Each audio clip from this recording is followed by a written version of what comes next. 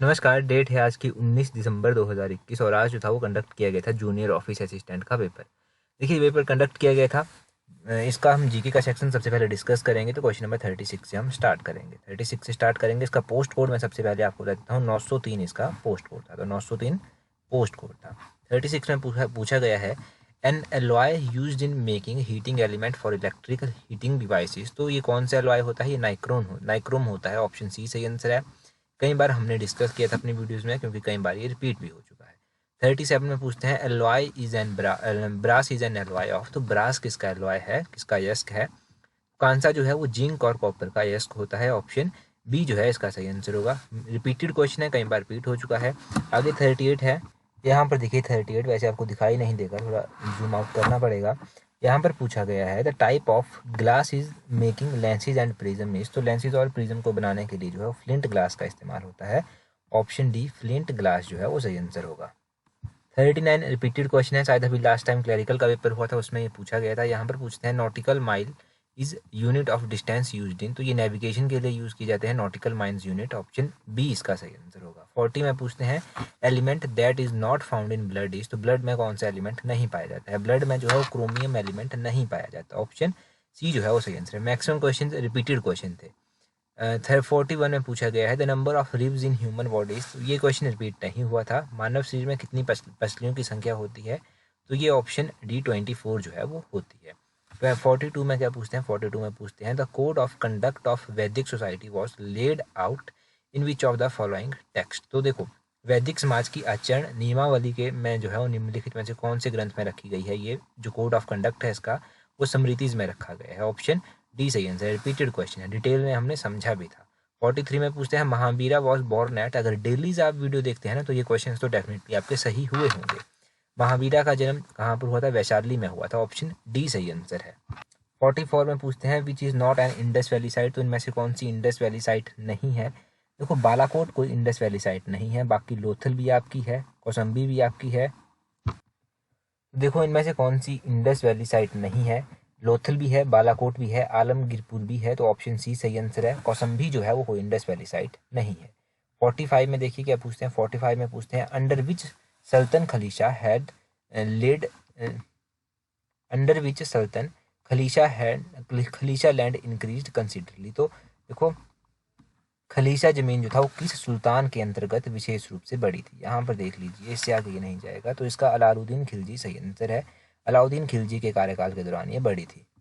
46 में देखिए क्या पूछते हैं। यहाँ पर पूछते हैं which Mughal ruler has been called as prince of builders. तो किस मुगल शासक को निर्माताओं का राजकुमार कहा जाता था? निर्माताओं का राजकुमार शाहजहां को कहा जाता था। ऑप्शन डी जो है वो सही आंसर है। 47 में पूछते हैं when Subhash Chandra Bose resigned as president of Indian National Congress who was appointed in his place. तो मैंने आपको कहा था सुभाष चंद्र बोस एक बार तो इंडियन नेशनल कांग्रेस के प्रेसिडेंट चुने गए थे, परंतु दूसरी बार जब वो चुने गए ना तो कंट्रोवर्सी हो गई और उन्होंने रिजाइन कर दिया था उस टाइम।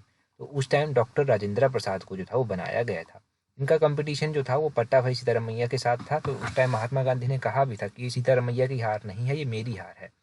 48 में पूछा गया है the objective of fundamental right in our constitution is to provide. तो हमारे फंडामेंटल राइट्स में जो है, जो हमारे फंडामेंटल राइट्स का ऑब्जेक्टिव है, उद्देश्य है, वो क्या है? वो है equality and freedom to all citizens. तो सभी नागरिकों की समानता और स्वतंत्रता इसका जो है वो ऑब्जेक्टिव है। 48 का ऑप्शन सी सही आंसर है। 49 में पूछते हैं, यहाँ पर देखिए appointment of member of council of minister is made by the president. देखो प्रेसिडेंट के द्वारा जो है वो मंत्री जब बनाए जाते हैं, उनको शपथ दिलाई जाती है, तो किसके अकॉर्डिंग दिलवाई जाती है? तो प्रधानमंत्री जो कहेगा ना वही होगा, on the advice of prime minister. Option A जो है वो सही आंसर इसका होगा। अच्छा, अगर अभी तक टेलीग्राम पर ज्वाइन नहीं किया है तो टेलीग्राम पर ज्वाइन कर लीजिए। इस तरह से @allexam31 सर्च कीजिएगा टेलीग्राम पर, आपको इंपॉर्टेंट इन्फॉर्मेशन भी हम टाइम टू टाइम देते रहते हैं। 50 में पूछते हैं which is not essential for a person to become the vice president of India. तो देखो इंडिया का अगर वाइस प्रेसिडेंट किसी को बनना है तो उसके लिए कंडीशन रखी गई है कि वो इंडिया का सिटीजन होना चाहिए, उसकी एज 35 ईयर से कम नहीं होनी चाहिए, वो इतना एलिजिबल होना चाहिए कि राज्यसभा के लिए भी चुना जा सके। तो ये सभी कंडीशन तो हैं। कौन सी नहीं है? He must be a graduate. ये कोई कंडीशन उसके लिए नहीं रखी गई है, ऐसी पढ़ाई से रिलेटेड कोई कंडीशन नहीं है। आगे 51 में पूछते हैं when does the problem of unfavourable balance of payment arises. तो कई बार हमने इकोनॉमी में ये क्वेश्चन पढ़ा है अनफेवरेबल बैलेंस ऑफ पेमेंट की सिचुएशन कब पैदा होती है? ये होती है when import are greater than export, जब निर्यात जो है वो आयात से अधिक हो जाता है तब ये कंडीशन आती है। तो ऑप्शन डी इसका सही आंसर है। 52 में पूछते हैं, in which year rural landless employment guarantee programme was launch by government of India. तो भारत सरकार द्वारा किस वर्ष ग्रामीण भूमिहीन रोजगार गारंटी कार्यक्रम योजना शुरू की गई थी? तो ये 1983 में की गई थी। ऑप्शन बी जो है वो सही आंसर होगा। 53 में पूछते हैं, which cloud is made up of tiny ice particles. तो कई बार हमने डिस्कस किया है कि ये साइरस क्लाउड्स होते हैं। ऑप्शन डी इसका सही आंसर होगा।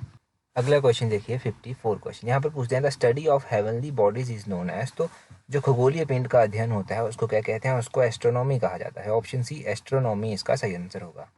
55 में पूछते हैं, Hawaiian island are located in. तो ये जो हवाईयन आइलैंड है ये कहाँ पर स्थित है? नॉर्थ ऑफ पैसिफिक ओशियन में पड़ता है। ऑप्शन सी इसका सही आंसर होगा। 56 में देखिए यहाँ पर पूछते हैं, north Wester causes significant amount of rainfall in. तो कई बार रिपीट हुआ है क्वेश्चन पहले भी। ये जो नॉर्थ वेस्टर के कारण जो अधिक वर्षा होती है ये असम और वेस्ट बंगाल में होती है। ऑप्शन ए सही आंसर है। 57 में पूछते हैं, the most widely consumed cereal in India is. Bharat में सबसे अधिक अनाज की खपत होती है कौन से अनाज की? राइस की खपत सबसे अधिक होती है। ऑप्शन सी सही आंसर है। आगे पूछते हैं, Urvashi Himalayan folk art museum is located in which place of Himachal Pradesh. देखो हिमाचल के मैक्सिमम क्वेश्चन हमने डिस्कस किए थे, एक दो क्वेश्चन से डिस्कस नहीं हुए थे, तो ये क्वेश्चन भी डिस्कस नहीं हुआ था। ये है नगर में। ऑप्शन बी सही आंसर है। जो उर्वशी हिमालयन लोक कला संग्रहालय है ये नगर में पड़ता है। आगे आपके पास 59 क्वेश्चन में पूछते हैं, Burah is a folk dance of which district of Himachal Pradesh. Burah कहाँ का फोक डांस है? तो बुराह लोक नृत्य है सिरमौर का। ऑप्शन ए जो है वो सही आंसर है, सिरमौर का ये फोक डांस है, तो उसका सिरमौर सही आंसर है। 60 में पूछते हैं, Lohri festival of Pragpur is which level of festival. देखो लोहड़ी जो फेस्टिवल है प्रागपुर का उसको स्टेट लेवल का दर्जा दिया गया है। ऑप्शन बी सही आंसर है। कई बार हमने डिस्कस किया है अपने वीडियोज़ में, काफ़ी फेमस लोहड़ी वहाँ की होती है। 61 में पूछते हैं, famous Shakti Devi temple is located at which place in Himachal Pradesh. तो शक्ति देवी मंदिर कहाँ पर है? डिस्ट्रिक्ट चंबा के छतरारी में ये मंदिर पड़ता है, कई बार मैंने बताया है। ऑप्शन ए सही answer. Rajiv Nayar won the Parshuram award in which year. अभी देखिए फार्मासिस्ट का एग्जाम कुछ टाइम पहले हुआ था, उसमें पूछा गया था कि 1997 में किसको परशुराम अवार्ड दिया गया था, तो वो राजीव नैयर को दिया गया था। तो उसका ऑप्शन डी 1997 सही आंसर है। किस खेल से संबंधित है? ये क्रिकेट से संबंधित है। इनके बारे में 2-3 क्वेश्चन पूछे जा चुके हैं। आगे पूछते हैं 63 में देखिए क्या पूछा गया है। यहाँ पर देखिए महाराजा अग्रसेन यूनिवर्सिटी पूछी गई है। तो महाराजा अग्रसेन यूनिवर्सिटी जो है वो कहाँ पर है? बद्दी में है। देखियो लास्ट पेज जो ना आज डिस्प्ले नहीं हो पा रहा है तो उसके लिए सॉरी, मैं बोल के बता रहा हूँ आपको। महाराजा अग्रसेन यूनिवर्सिटी जो है वो बद्दी में है। 64 में पूछा गया है, Bandli wildlife sanctuary is located in which district of Himachal Pradesh. तो बंदली वाइल्ड लाइफ सेंचुरी मैंने कई बार बताया है कि मंडी में स्थित है। ऑप्शन ए सही आंसर है। अभी 3-4 दिन पहले ही हमने डिस्कस भी किया था।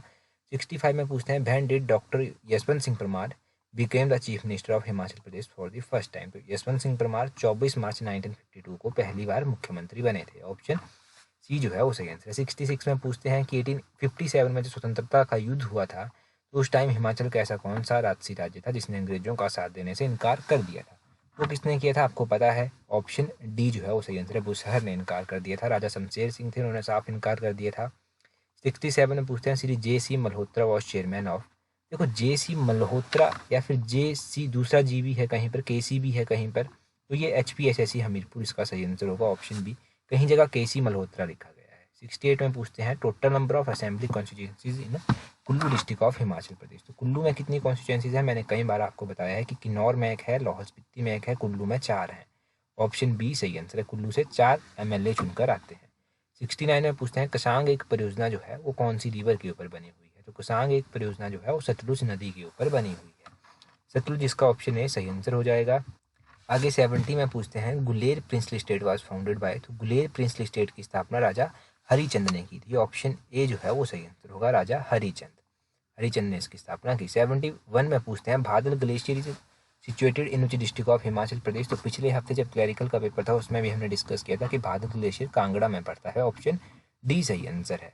72 में पूछते हैं, Pin valley is located in which district of Himachal Pradesh. तो पिन वैली नेशनल पार्क भी है, वो कहाँ पर स्थित है? तो पिन वैली जो है वो ऑप्शन बी लाहौल स्पीति में आपका पड़ता है। पिन वैली नेशनल पार्क भी है, लाहौल स्पीति में है। आगे आपके पास 73 क्वेश्चन में देखिए क्या पूछा गया है। यहाँ पर पूछा गया है, who is the first female swimmer to win the 7 medals in a single Olympic event. तो एक ही ओलंपिक स्पर्धा में 7 पदक जीतने वाली पहली महिला कौन सी बनी है? महिला तैराक आपको बताना है। तो ये कौन बनी है, एमा मैकॉन जो है वो बनी है। ऑप्शन सी जो है वो सही आंसर। 74 में पूछते हैं who won the Hungarian grand prix 2021, तो ये किसने जीता है, ये जीता है एस्टन ओकान ने, एस्टन ओकान, ऑप्शन डी जो है वो सही आंसर होगा। 75 में देखिए क्या पूछते हैं, यहाँ पर पूछते हैं which country has recently become the first country in the world to manufacture fossil free steel, तो पहली ऐसी कौन सी कंट्री बनी है जिसने जीवाश्म युक्त इस्पात बनाने में दुनिया में प्रथम स्थान प्राप्त किया है, तो ये स्वीडन आपका बना है, ऑप्शन डी सही आंसर है। आगे देखो ये दिया गया है आपके पास 76 जो है ये आपके पास रीजनिंग का क्वेश्चन है, तो इसका ऑप्शन डी सही आंसर होगा, ADKNB। यहाँ पर डिस्प्ले नहीं होगा आंसर, यहाँ पर आप देख लीजिए ऑप्शन डी ADKNB, इस तरह से सही आंसर इसका होगा। 77 देखिए यहाँ पर पूछते हैं डायरेक्शन आपको बतानी है इसकी, तो इसका क्या आएगा, कैन नॉट बी डिटरमाइंड, इसको आप डिटरमाइन नहीं कर पाएंगे, ऑप्शन डी सही आंसर है। आगे 78 में पूछा गया है एंटोनियो मेलिशियस का, तो देखो ये क्वेश्चन रिपीटेड क्वेश्चन है, कई बार रिपीटेड हुआ है ये क्वेश्चन, ऑप्शन डी इसका जेनरस जो है वो सही आंसर होगा। आगे वन वर्ड सब्स्टिट्यूशन बताना है आपको, the normal abode of any animal और प्लांट, तो उसको हैबिटेट कहते हैं, ऑप्शन बी सही आंसर। आगे फिलिंग द ब्लैंक्स है, when I met her last year she had been married for 5 years, option B सही आंसर होगा। आगे 81 में आपको ईडीएम बताना है, ईडीएम है to look down one's nose at, तो इसका सही आंसर होगा option D, to regard with half hidden displeasure और कंटेम्प्ट, तो इसका ऑप्शन डी सही आंसर है। 82 में पूछते हैं कि अन्याय यहाँ पर होना चाहिए था, अन्याय का समास अगर आपसे देखा जाए तो तत्पुरुष समास इसका होगा, ऑप्शन ए सही आंसर है। सत्यानंद का संधि विच्छेद पूछा गया है, सत्य प्लस आनंद, ऑप्शन ए जो है वो सही आंसर होगा। 84 में पूछते हैं तप का विशेषण बताना है, तो शायद तप का विशेषण जो है वो तपस्वी होता है, ऑप्शन बी सही आंसर होगा। और 85 यहाँ पर डिस्प्ले नहीं होगा, कोशिश में प्रत्यय पूछा गया है, तो ऑप्शन डी सही आंसर आएगा, ईज प्रत्यय जो है इसमें होगा। तो ये पेपर हमने डिस्कस किया, देखो ये सभी इंपॉर्टेंट क्वेश्चंस थे और बाकी हमने कंप्लीट पेपर जीके का डिस्कस कर लिया। Thank you very much.